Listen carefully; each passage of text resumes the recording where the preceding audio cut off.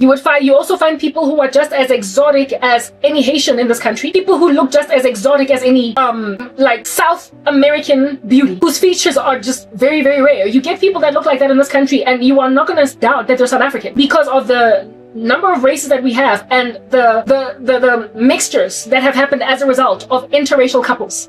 So our country is very, very diverse. There should be no racism, because when are you even going to start? Who are you going to start to afflict in a country that has all that? However, because we are in Africa, the biggest single demographic in this country, and will be for a very long amount of time to come, I would likely go so far as to say it will highly unlikely even change, is black. We are the biggest demographic, followed closely, I believe, by colored, and then Indian, and then everybody else. And I say everybody else not derogatorily, because it's that smaller number of people. Only recently did Asians like Koreans, Chinese, Japanese lament that they are not incorporated into EE laws, because they were also previously disadvantaged under apartheid, and the post-apartheid the government of the country agreed to incorporate them as previously disadvantaged. But the only reason why they were not even counted as among the previously disadvantaged groups of this country, and so essentially treated like whites, is because of just how small a number they are in the country. And that still is maintained as a case.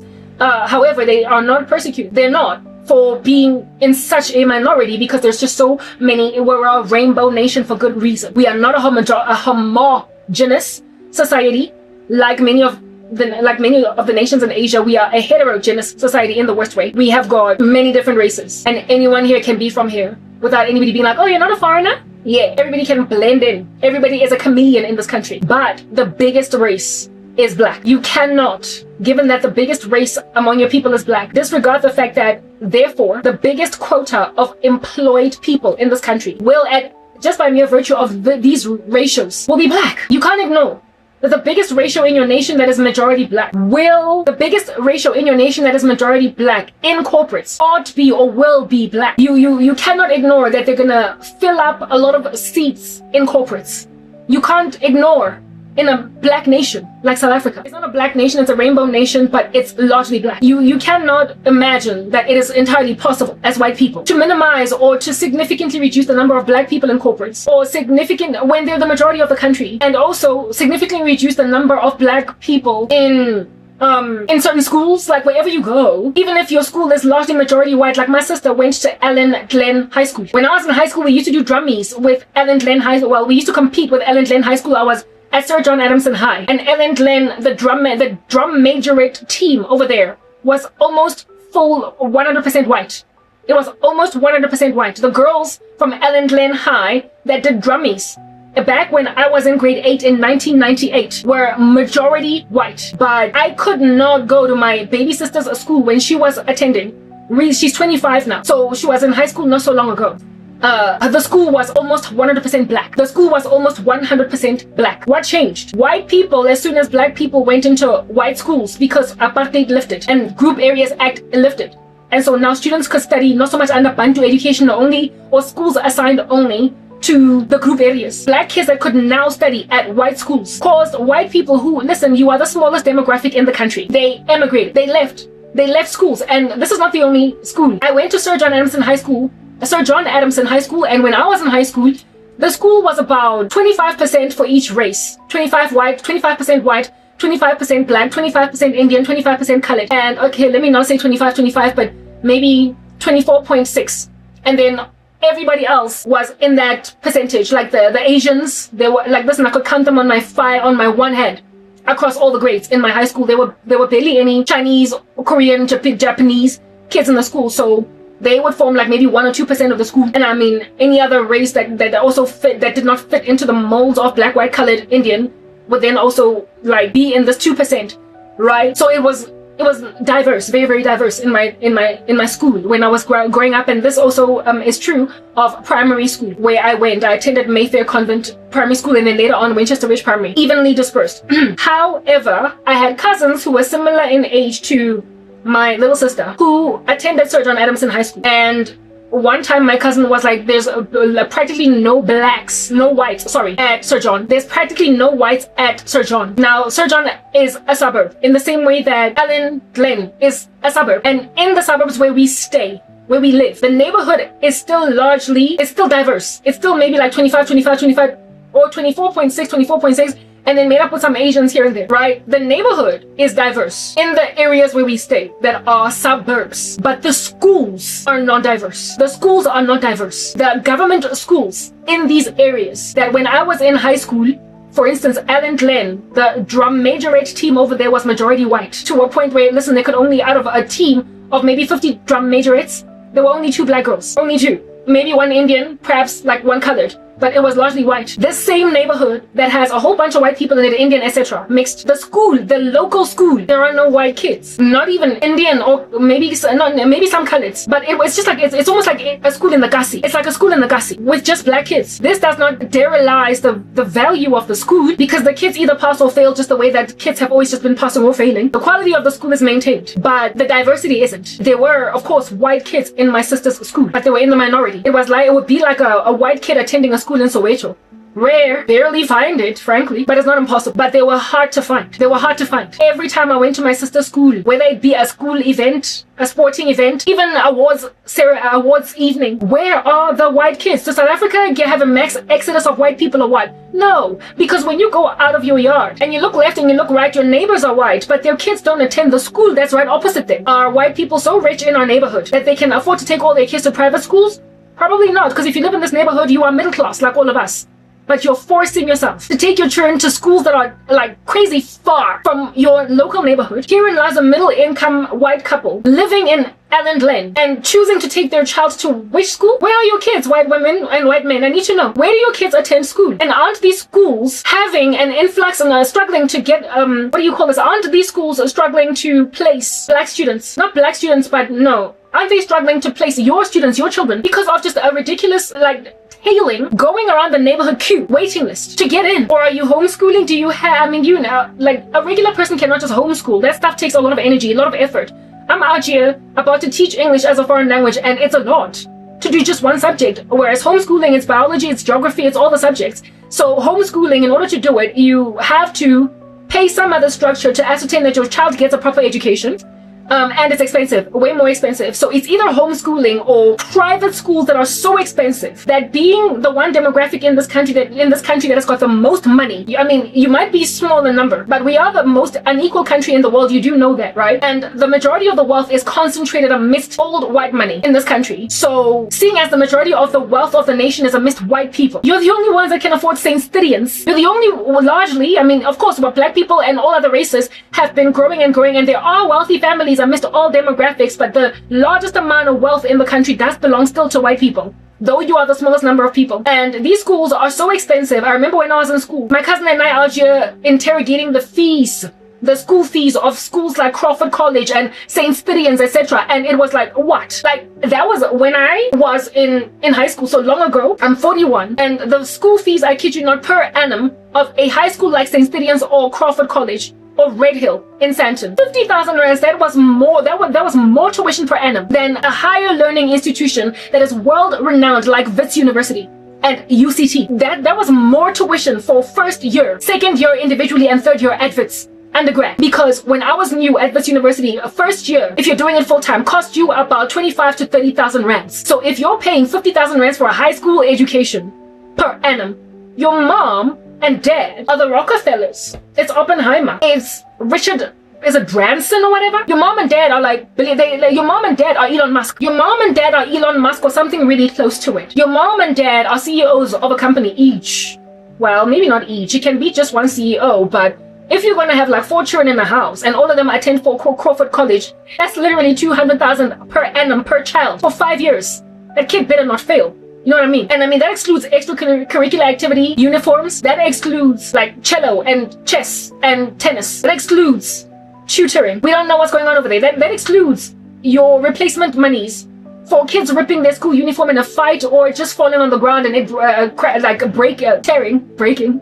Yeah, when you can budget, and white families in my country and everywhere across the world where I have seen them are quite fertile. They have 3, 4, 5 kids in a house, 7 kids. It's easy. They tend to have very many children. Like when women RGB pop it, like if a woman rocks up and she's like, I've got 9 kids, a lot of times it's a white lady, and she's quite okay.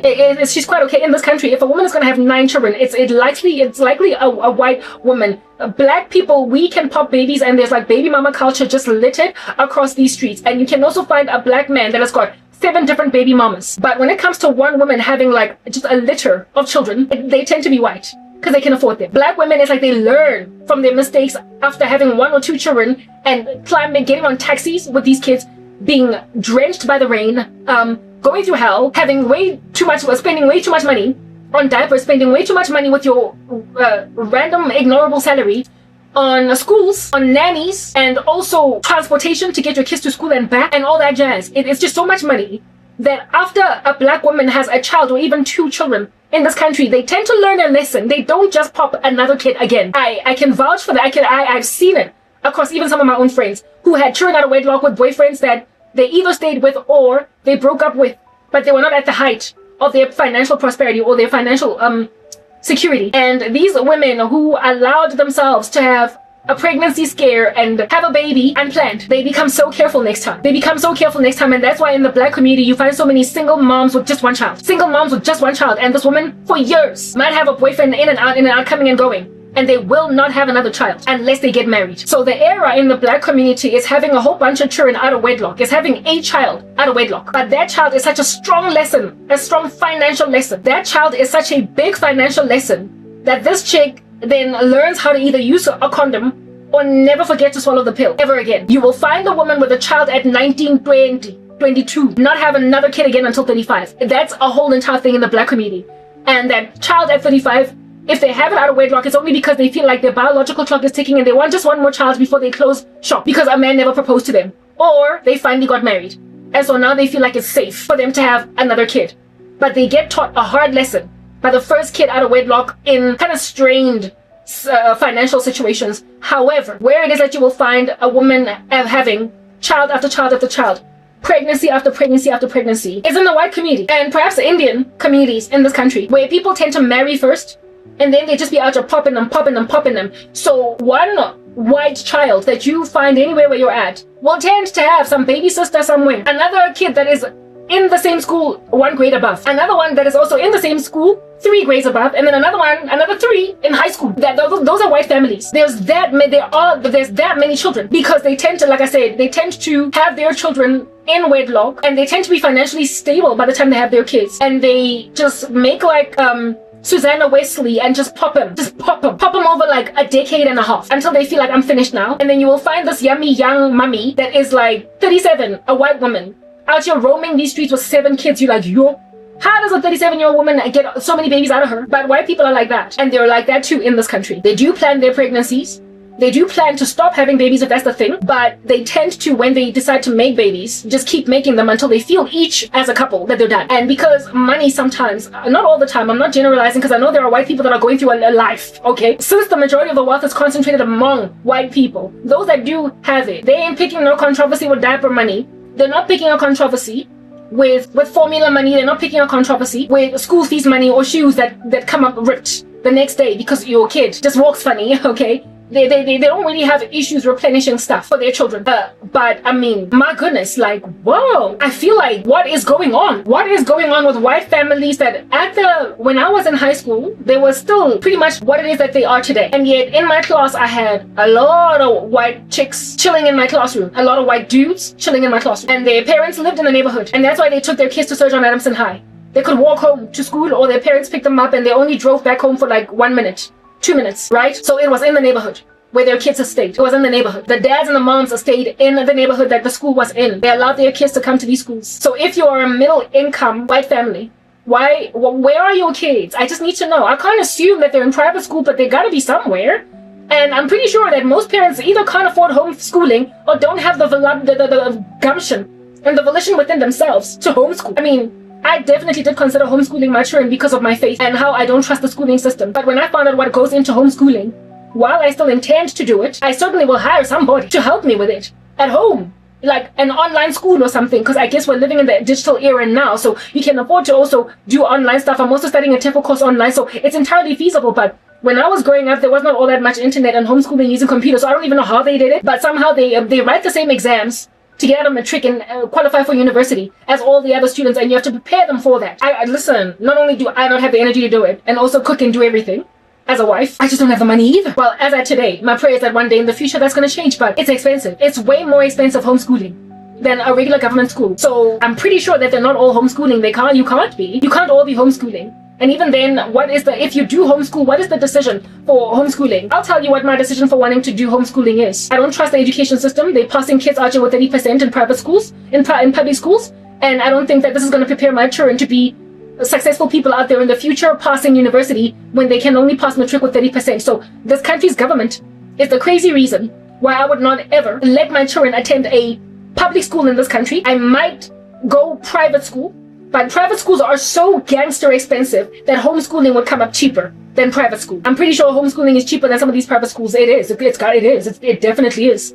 Right? So that's why I would do homeschooling. And then in terms of my children getting to know other people, other kids, either go out and play, or I will arrange like play dates. Look at us be so formal about getting kids to meet each other. I'll cause my kids to meet other kids. However, if my children are outgoing enough, listen, take a walk and meet somebody, okay? Meet somebody. Go even meet the kids that go to public school. My issue with homeschooling is literally the standard of education in this country. It's not so much other little weird violent children, because people gotta feel their way around the world and choose Jesus nonetheless, right? So you can't incubate a child from other kids too much now, because a child will escape if they want to escape anyway. So my prerogative is not so much to keep them from other kids. My prerogative is to give them enough wisdom to choose rightly when it comes to friends. But me homeschooling would be purely because of education, and also my faith, because I believe that there is a rhetoric being trained in schools that ain't got nothing to do with my religion.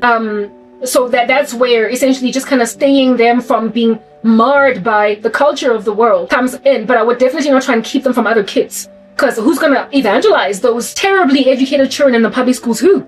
Other than my kids. Okay? So that's how I feel about that whole thing. So white families, you either are homeschooling your children, which is way more expensive than public schools, but cheaper than private schools, or they're on a long list to enter into Red Hill Primary and high school, and you put them on that long list from the time they're in your belly and hope they stay in that school and are prepared to pay a cool 45,000 to 50,000 rands per annum for your 7 children, because you are the Rockefellers. You're Elon Musk's children, but you're not, are you? You are not Elon Musk's. You are not Elon Musk, and neither are your kids, therefore the children of Elon Musk. The majority of you are me. Well, I mean, me back then. You're middle income, maybe upper middle income. You can afford schooling for 7 children, insofar as it's decent schooling when it comes to pricing. Either government schools or maybe homeschool all of them. But seeing as most of you are middle income to upper middle income, where are your kids? I need to know. Are all your kids at these crazy, ridiculous schools? That means that you're not eating then. Just for the sake of keeping your children away from black kids. Just for the sake of keeping your children away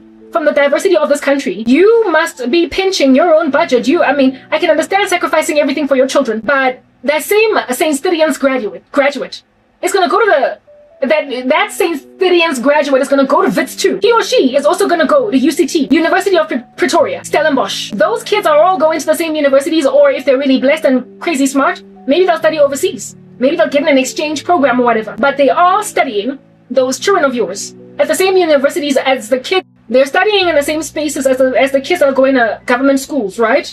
So essentially you're wasting a whole chunk of money, and seeing as you're not Elon Musk, it is a waste of money. You can't afford to just let it go. You're eating carrots every night, maybe because you're on diet, or maybe because that's all you can eat. So your kids can go to a school that is too expensive, when you and your family can have a far better lifestyle by taking your children to a decent government school, or even homeschool.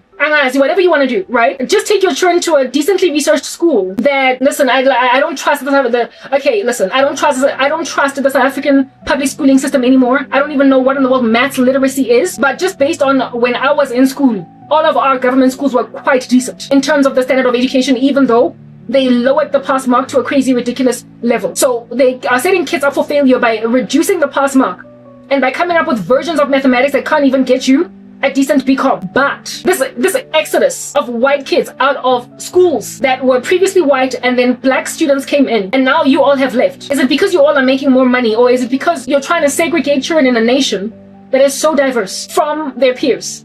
and their contemporaries. White men and white women, where are your children? Where are they attending school? I understand that the government here has destroyed education in the country, but that cannot be the only reason, because if that was the only reason, a lot of the children that have exodus essentially left like they were leaving Egypt, a land of slavery. They would have gone to the very schools that you're sending your children. Where are your kids attending school? To a point where you gotta eat carrots for dinner, breakfast and lunch. Baby, and you're not on diet, but you're acting like you are.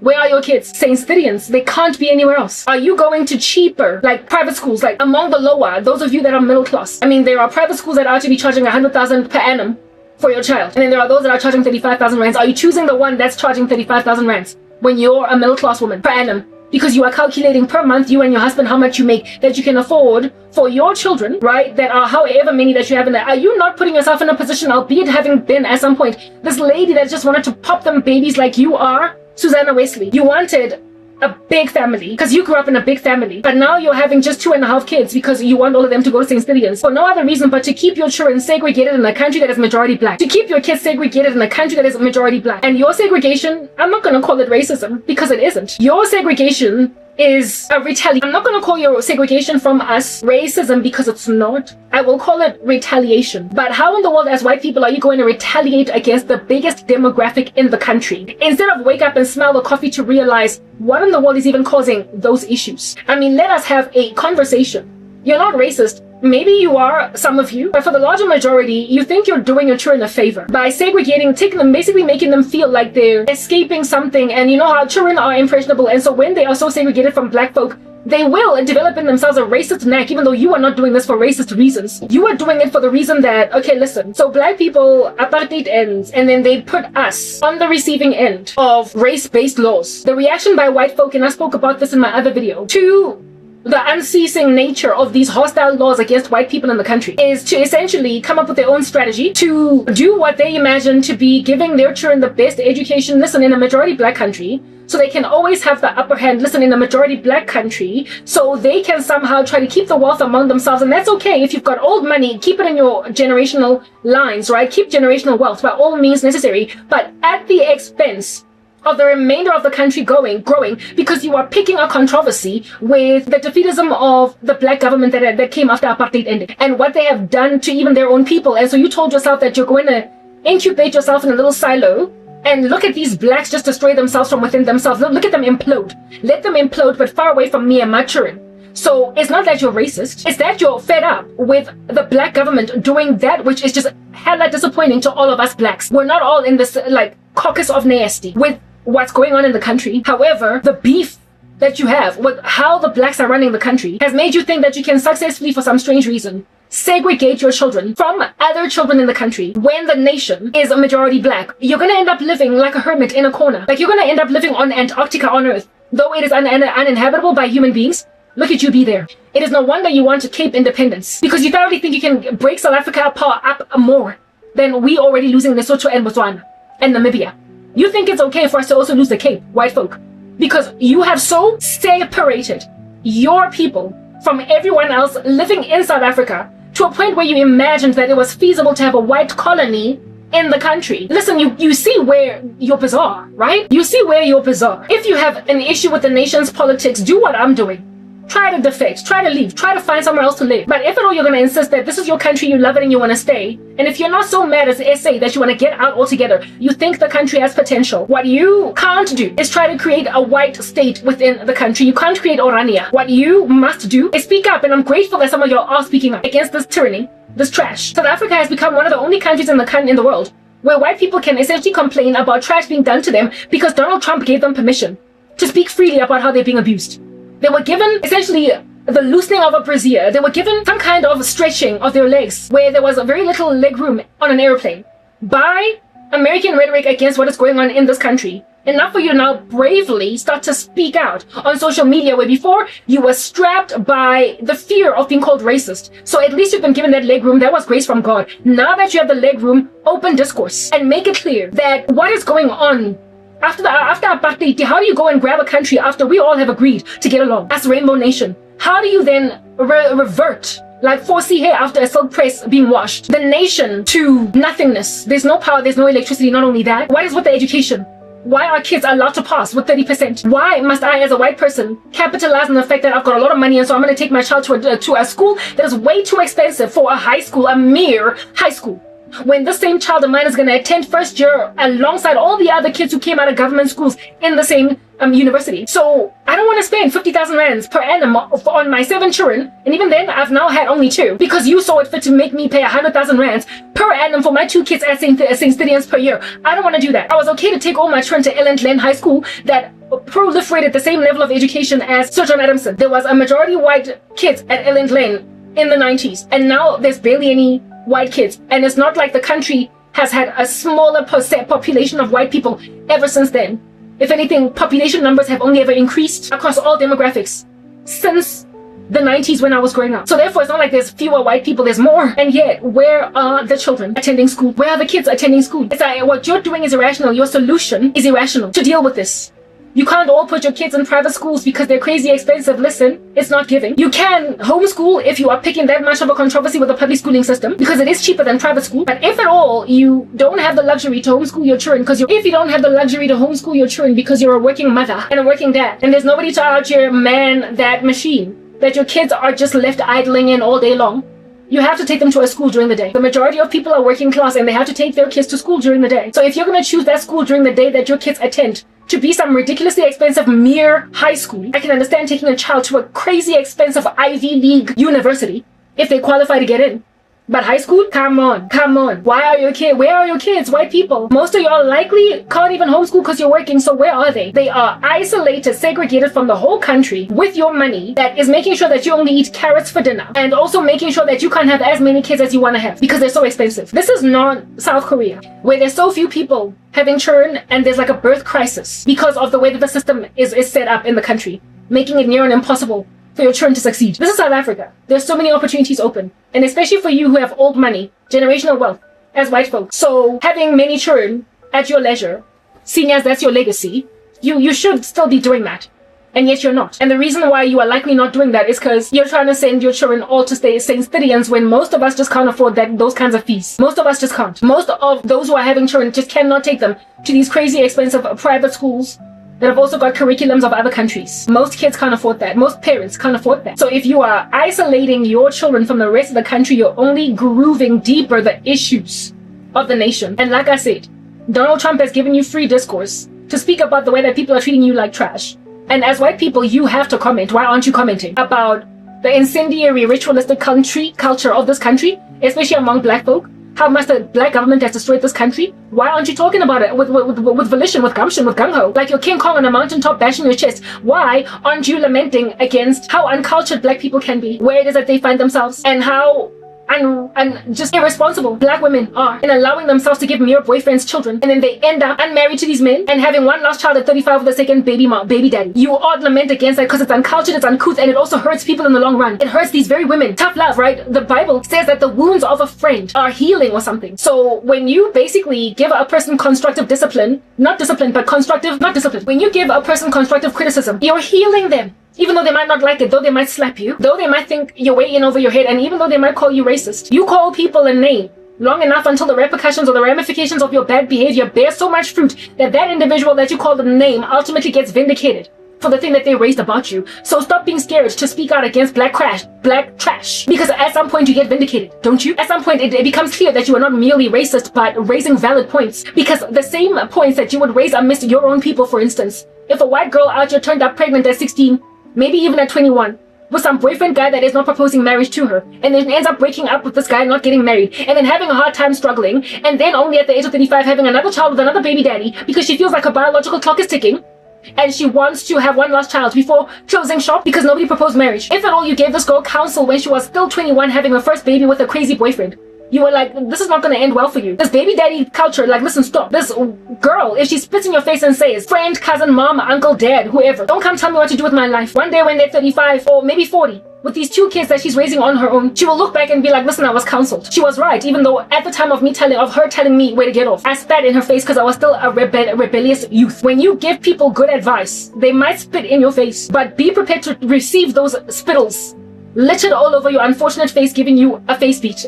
gross, be prepared to take that in your stride, because later on you get vindicated. What's important is that you later get vindicated. Think about the prophets of the Bible. Jeremiah, spittle all over his face, but he got vindicated, even by Nebuchadnezzar. You need to be bold and speak your leisure. Do you understand what I'm saying? About that which is an observed ill in society, that is going to be unpopular to raise as an ill at the time of you raising it, but you stand to be vindicated later because you are rational and you are wise enough to see this as an error. So white people, instead of speaking smack on Twitter, on social media, well, Facebook, remember Penny Sparrow? After calling black people crazy for littering Durban Beach and using all different kinds of derogatory language.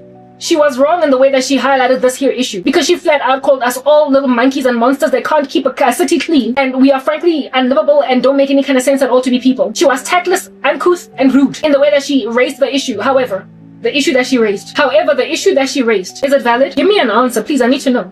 Don't be shy. Of course. Look at African cities full of black people. After colonizers or whatever, or the people that built their countries, I care about these colonizers. They call them colonizers. When they get kicked out of that region, when they leave that region, the nation now has urine everywhere. The nation smells of garbage everywhere.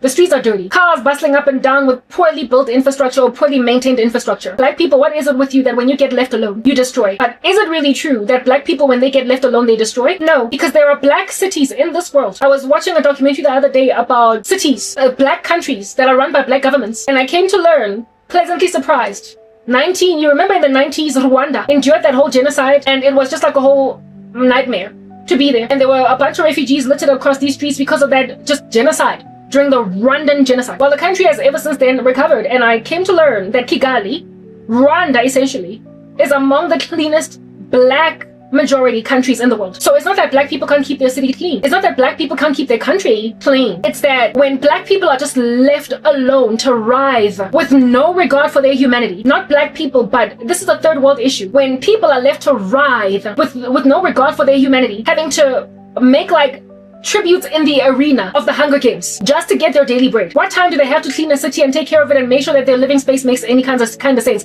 Have you ever wondered why you can have a domestic worker living in squalor and in dirt and in urine and mire, nonetheless be able to clean your house from tip to toe, even spotless? How can someone that can clean the house so well live in so much dirt? When you leave a person out on a limb like that, they don't have an incentive to clean their own environment.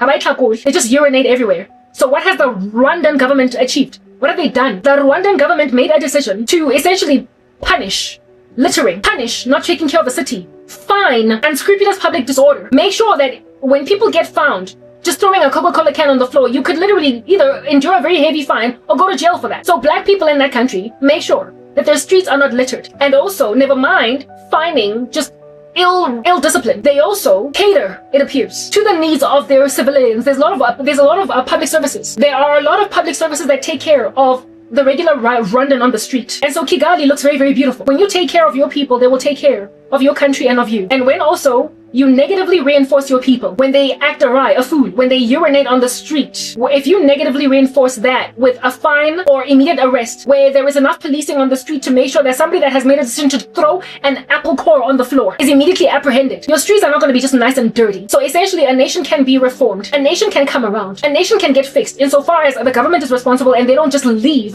There are people out on a limb to suffocate, writhe, and wither, and insofar as there's responsible recourse, due process against random infractions, an immediate justice or immediate apprehension, immediate arrest or whatever for people who are found, what is the word that I'm looking for? Just acting awry on the street. These structures will severely disincentivize everybody else from acting awry, but they also have to be fed. If a nation is, people always cry about Africa and say, why is Africa so rich with minerals and so much like just raw wealth and yet it's so poor? Listen, I'll tell you why. It's corruption. It's not caring for your fellow man.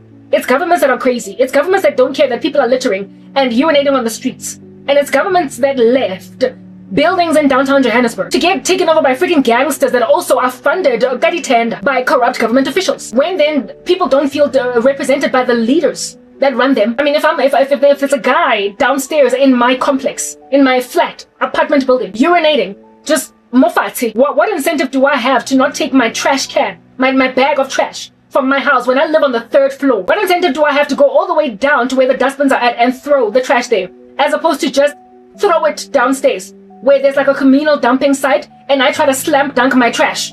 And if I miss I guess it lands just outside of the place where we dump all of our trash, but really, I don't have no time to be opening a dustbin and actually putting my trash in there. So by the time garbage collection happens in this apartment building, the whole place smells, especially the first floor, especially the ground floor. That is where the dustbins are at. It's about disciplining bad behavior, rewarding good behavior, and not leaving people out on a limb. And it is possible in a nation that is rich with resources, that has enough wealth to feed everybody, to get this right. And the only way that you succeed to get this right is to actually, as a national citizenship, fight against corruption. If you love your country enough to stay, and yet allow yourself to pay 50,000 rands fees for 7 children across 10 years at private schools. If you can make yourself that uncomfortable to stay here, you evidently love this place enough, more even than I love it, to ride out whatever trash it's doing, however with great discomfort. You like the country more than I do. I want to leave. I don't care. To stay. I'm tired. But you white people that are out here taking your children to expensive schools, you love it, evidently, because it's easy for you to relocate to other countries. It is easy for you to not only get visas over there, but then permanent residency eventually after some time. You have enough money and wealth-making capacity potential to impress a government of a nation enough to let you stay when you go there on a temporary work visa. You've got enough clout for a government of a country, white people, to agree to let you stay. If you decide you're going to take you and your 2 children to another country. So you could leave. None of y'all are stranded here. Listen, you're not. You love the country more than I do, and I'm black and I'm from here. I stand to endure racism from countries that are homogenous, like North Korea. Not North, sorry, South. I can never go to North Korea. A nation that is homogenous, having largely an Asian population. I stand to be a lot more uncomfortable over there. Like a tight corset around my ribcage and I can't breathe. I am more likely to suffocate from just nobody understanding me in that culture and everybody staring at me in trains. In South Africa, we just call them trains. Nobody calls it a metro. I don't even know what that's about. They're trains. I stand to be just stared at in trains. And so just like uncomfortably shuffling around. In a way that if I were to go to downtown Joburg and take a taxi at Bree, nobody's staring at me. Everybody frankly doesn't care what's going on with me. It smells like urine everywhere, but I'm largely just camouflaged in there. Everybody is not going to stare at me for being there. I am far more likely to just blend in this country than I ever can in South Korea. And yet look at how afflicted by living here I have been all these years. Enough for me to not want to be here. So white folk that are enduring yourselves through all these discomforts, these disquiets, staying in a country where you don't gotta, that's also treating you like trash, spitting in your faces, and every time you open your mouth to lament about something, they call you racist. You could go. You could leave, but you don't. Evidencing that you like this country more even than I do, who blends in far better than you ever can in our country. So if at all you like the country more than I do, you should fight for it more even than I do. And yet look at me planning to fight for this crazy country from another nation that is going to stare at me in a train. I am planning on integrating myself into a society. Not integrating, I can never be integrated. I mean, people are out here lamenting. I was watching a whole bunch of documentaries on South Korea. Not documentaries, but people just giving their opinion on living in South Korea. And all the foreigners there, be they white, pink, purple, or black, whatever their race, lament that it doesn't matter how long you stay in this country, and even if you marry a Korean and become a citizen, you can never ever be a citizen truly, because everybody will always regard you as a foreigner for as long as you are not with that Asian CI, if you don't look like them. So I stand to just for the rest of for however long I will be there, just stick out like a sore thumb in the train, have everybody stare at me like I've got a big zit over here. That's gonna take a lot of getting used to. But I would much rather live in that homogenous society where I stick out like a sore thumb, especially given that I wear wigs like these. Everywhere, yeah, I'm so ornate. I will definitely be just gazed upon with carefulness by everybody,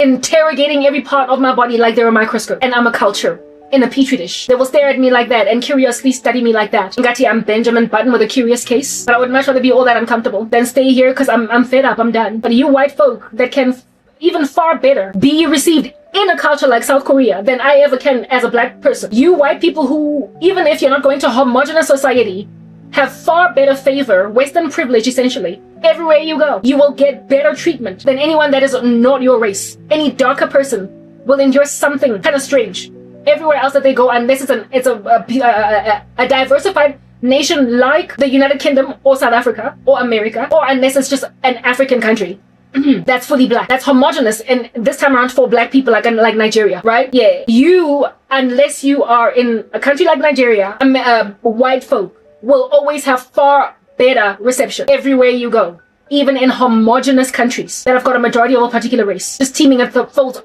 on the streets. So why don't you go? Why speak smack? Very derogatorily, great vitriol just oozing out of your mouth like pus when you look at Durban Beach, Penny Sparrow, and see how black people have littered. I personally despise that they've littered, that they've made penguins at sea struggle to breathe. I personally don't understand why I gotta walk around in a space that is supposed to be so beautiful and just watch a whole bunch of Coca-Cola cans being pushed to and from by ocean water. No, I don't want to go to a river that's really pretty, water just trickling over there, where back in the day people could flat out drink water from a river and still make it. They didn't have taps, they didn't have governments coming up with a water system that made sure that they're quenched and bathed every day. Before then, people bathed at rivers, and in those very same rivers where they bathed, they also drank water. It was gross and bizarre, but nonetheless they did it because they could, thanks to the flow of that river, that fresh water, and just how things work naturally because God is so amazing. Somehow that water that you bathe in also cleans itself enough for animals to drink out of there and not die, and for human beings to drink out of there and not get cholera. But no, in Africa, people are to be defecating in rivers, throwing Coca-Cola cans, pie wrappers, licorice wrappers, sweet wrappers, cakes. If you can throw it in a river and it's not a coin because you're superstitious, but it's actually litter, you just throw it in there. That's in Africa. Beautiful tourist destination potential areas that have got streams of river water or oceans are teeming at the folds with litter because of black indiscretion. So Penny Sparrow was right, but she was vitriolic. The way in which she raised that issue was problematic. And what did you do to Gareth Cliff when he tried to politically correctly speak exactly what Penny Sparrow spoke? You spoke smack against Gareth Cliff and also called him racist. So however, let's again look at Gareth Cliff. He brazen is the wrong word. He bold-facedly essentially spoke that which he ought speak, however, with decorated language, because a rebuke was due. A rebuke was necessary, it was nigh, it was needed. And Gareth Cliff gave it. And what did you call him? Racist. You gave him grief, you passed him shade. But is he not vindicated today? What I'm getting at is that, like Jeremiah, if God gives you something to speak, speak it, even if people don't like it, even if people burn your scroll. If it's the truth, and if you can speak it with a seasoned speech, whether or not people have got pre-existing biases dwelling in their bones enough to call you racist, even though if the same thing was spoken by a black person, they wouldn't be called racist. If anything, black people, when they're talking among themselves about black indiscretion, wherever they go, about how they debilitated flats in downtown Johannesburg, in Yeovil and Berea, about how black people out here defecated and where they ate, how black people urinate in the streets, how, where it is that you would go in the areas where they live. Black folk around each other talking like this, kaprai. Black people speaking like this at a braai together. That's how they speak. They don't pass each other shade, neither give each other vitriol. They will thoroughly say, I mean, look at what black people, what that means. Is but the black person destroys. Black people will literally discuss among themselves at like a braai. You Americans call it a barbecue. As they're out here about to break bread, they'll speak about, look at how black people just destroyed Hillbrow. Look at how black people destroyed Yeovil. Look at how you can't go anywhere where black people are living and not have to put a peg on your nose. We can acknowledge what destruction we have caused because constructive criticism is due. Why are you littering Durban Beach? Why are you urinating on the streets? Why are you? So if as black people we can come together in concert and agree that what some black people are doing is just problematic. It says that the discussion is for you to also have, if this is your country and you love it so much, unlike me, that you will stay here and just quiet yourself with private school tuition for your children just to emigrate them away from black students in schools. Why are you living at the corner of South Africa? Why are you putting a brassiere so tight around your breasts that you've got a double boob now? Why aren't you getting your size? Why aren't you fighting for your own country? Why do you think that you're going to get any kind of assistance from alleging yourself, for instance, to a party like the DA versus one that's like the ANC? You can see that these parties in the country, these politicians ain't doing jack for anybody because they are only causing greater segregation amidst black people. Because it's like, I belong to the ANC, I belong to the EFF, and I belong to the DA. And so now there's like a segregation to a point where there is a whole petition to gain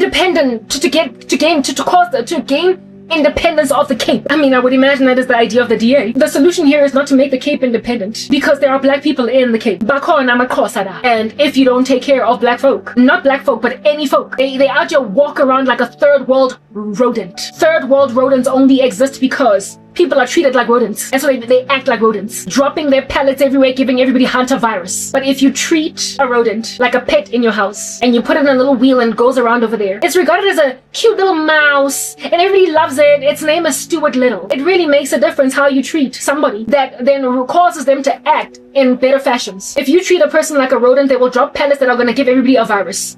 But if you treat them like people, they will defecate in a toilet, flush it, and spray around so it doesn't stink for the next person who's going to use that lube. And also make sure that it is flushed. High trust societies are created. They're made. They're not born. High trust societies are made. They're not born. They're made. They're not born. Do you understand what I'm saying? So white folk, If you want to enable South Africa to end up becoming more high trust than it is right now, you have to partake in the discourse that black people are already having. Because you love the country enough to stay in it, even though it has made you wear a tight brassiere, giving you a double boob. Nobody knows why you're all that content with those varicose veins around your breasts because of how tight your bra is. You're living uncomfortably in a country that you can easily leave. Donald Trump gave a whole bunch of you among the Afrikaners refugee status, and you decided to stay. If you decided to stay, you are more affectionate for this country than I am. Because I'm not staying. And I'm black. If you love this country enough to stay, you need to partake in discourse that is uncomfortable, that also is gonna likely cause you to get called racist. Because absent of you talking, what do you think is gonna get done other than you spend 200,000 rands for fees across 4 children in a year? Are you gonna keep doing that? Are you gonna keep wasting your old money so that the next generation of children that come from you are not gonna be as wealthy as your great grandfather? Really? Are you gonna waste generational wealth on school fees because you don't want your kids integrating in a majority black country with black kids because black people only destroy where they go? No, we don't destroy where we go. We are uncatered to, we are uncared for. And as a South African citizen that insists on staying, because you have shown that you want to stay, you have to fight for your countrymen to get better treatment, because that is what's going to make them treat their country better. It's not that black people can't take care of their cities or their countries. We have seen the example of Rwanda. They can live in a clean, safe country if their governments are responsible. There are examples, though they are sparsely scattered across the street, few and far between, but they do exist, evidencing here that the issue is not the people, it's in how they're treated. Because look at everywhere where there is third world rodent treatment of citizens on the ground. They make everything dirty. Look at Pakistan, look at India. Look at some of the Middle East. However, look again in the Middle East at Dubai. Difference between Dubai and certain other nations in the Middle East. Look at the difference between here and the last 2 Muslim countries. Look at the difference between Afghanistan and Dubai. What is the difference? Somebody tell me. Why do the people in Afghanistan live like blacks in Africa or Indians in India in certain parts? It's mistreatment. Look at certain parts of Asia. South Korea is exceptionally clean. I came to this, I basically took a tour of the country upon doing some research over there.